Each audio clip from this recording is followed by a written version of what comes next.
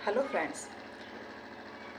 बच्चे कभी भी बुद्धू नहीं होते हैं और उनके साथ अगर मेहनत की जाए तो वो बहुत मतलब इम्प्रूवमेंट कर जाते हैं।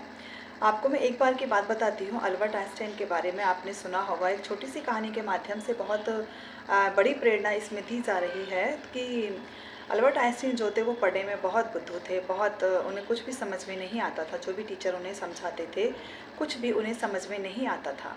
एक दिन ऐसा होता है कि सभी टीचर्स थक गए तो स्कूल से उनके लिए एक पत्र आता है।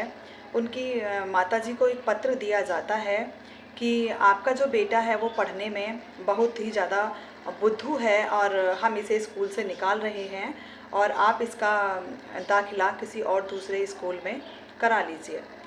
और वो पत्र जब माँ पढ़ती है, पढ़ने के बाद में तो बेटा पूछता है, अल्बर्ट पूछते हैं कि माँ क्या लिखा है इस पत्र में।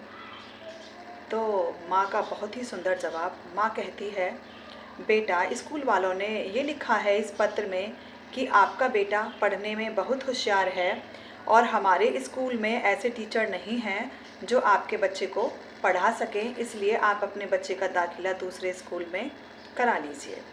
और अल्बर्ट इस बात को सुनकर बहुत खुश होते हैं और खुशी के लिए वो झूमने लगते हैं। और उसके बाद में उनकी माँ जो होती हैं वो अपने बेटे को दाखिला दूसरे स्कूल में करा देती है। वहाँ पर वो पढ़ते हैं। लेकिन आप सभी जानते हैं कि वो पढ़ने में कितने होशियार थे और कितना उनके अंदर दिमाग था। और वहाँ पर फिर वो पढ़ते पढ़ते उनके अंदर जिज्ञासा जागने लगती है। क्योंकि ये जिज्ञासा तब तक बच्चे की समझ में नहीं आती है जब तक नहीं अंदर से जागती है, जब तक किसी भी कमज़ोर बच्चे को समझ में ना आने लगे। जब उसको पढ़ाया हुआ समझ में आने लगता है तब उस बच्चे के अंदर एक जिज्ञासा जागती है। इसी तरह अल्बर्ट आइंस्टाइन के अंदर बहुत ज़्यादा जिज्ञासा जागती है और अब जानते भी हैं कि वो कितने बड़े साइंटिस्ट बन जाते हैं और कितनी उन्होंने रिसर्च की, कितनी उन्होंने खोज की थी।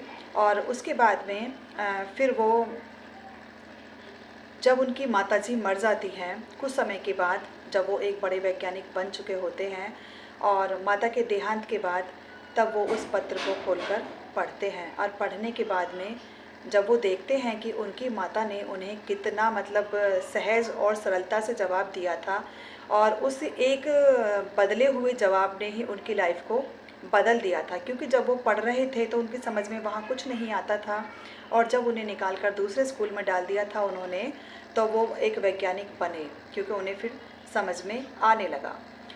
तो बच्चों को जब समझ में आने लगता है इसका, चाहे घर पर हम पढ़ाएं समझाएं जैसे भी है, बच्चों को समझ में आना बहुत ज़रूरी होता है। बच्चा कोई भी बुद्धू नहीं होता है। इसी तरह से एक कहानी है आपके वरदराज की।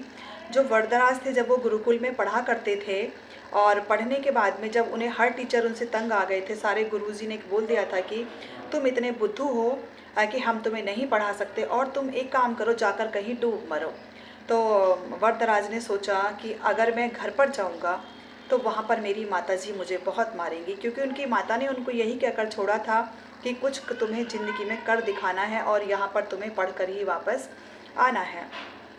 तो वरदराज भी जाकर एक कुएं के मन पर बैठ जाते हैं। कुएं का मन जो होता है, जो कुएं के आसपास का जो एरिया होता है उस पर जाकर वो बैठ जाते हैं और बहुत घंटों उन्हें बीत जाते हैं क्योंकि गुरुकुल से तो उन्हें निकाल दिया जाता है। और वो आकर उस पर बैठ जाते हैं, बैठे रहते हैं और वो देखते रहते हैं कि जो औरतें आती हैं वो पानी खींचती हैं और किस तरह से वो पानी को खींचती हैं। तो वो देख रहे थे कि रस्सी एक पत्थर से, जो पत्थर था उस पर भी वो निशान छोड़ देती है और उस रस्सी से रोज़ पानी खींचा जाता है। तो एक पत्थर पर भी एक रस्सी ने निशान छोड़ दिए कि जबकि रस्सी पत्थर से कहीं ज़्यादा कमज़ोर होती है।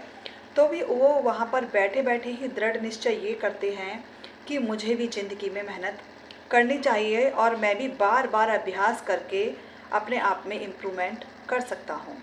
तभी वो वरदराज वापस अपने आश्रम में जाते हैं और जाकर अपने गुरुजी से कहते हैं कि गुरुजी मुझे एक मौका और दीजिए कि मैं भी पढ़ना चाहता हूँ। तो गुरुजी कहते हैं तुम ज़िंदगी में नहीं पढ़ सकते। तो वो कहते हैं कि बस मुझे ज़िंदगी में ये लास्ट मौका और दे दीजिए। तो इस तरह से फिर वो उसे मौका देते हैं। तो वो वरदराज जो थे, उन्हें अगर एक लाइन बार बार मतलब एक बार में समझ में नहीं आती थी तो वो उस लाइन को 10 से 15 बार पढ़ा करते थे और इस तरह से वो एक बहुत बड़े संस्कृत के ज्ञाता बने और उन्होंने बहुत नाम किया था। तो हो सकता है कि हमारे बच्चे को कोई चीज़ समझ में नहीं आती है, तो हमें उसे बार-बार बिठाकर समझाएँगे तो उसको ज़रूर समझ में आएगा। तो अब हमें ये लेवल ढूँढना होता है कि उसको किस टाइप से समझ में आएगी, उसको खेलने से समझ में आ रही है, उसको समझाने से आ रही है, उसको पढ़ाने से आ रही है। जब वरदराज जैसे बुद्धू बच्चा एक संस्कृत वैज्ञानिक बन सकता है, अल्बर्ट आइंस्टाइन जैसा एक महान वैज्ञानिक बन सकता है, तो आज का बच्चा तो कहीं ज़्यादा इंटेलिजेंट है, कहीं ज़्यादा सुख सुविधाएं हैं उसके पास, कहीं ज़्यादा सोर्सेज हैं पढ़ने के लिए। तो बच्चा कहीं भी आगे निकल सकते हैं। अगर कहानी अच्छी लगी है तो प्लीज़ मेरे चैनल को सब्सक्राइब कीजिएगा। Thank you and have a nice day.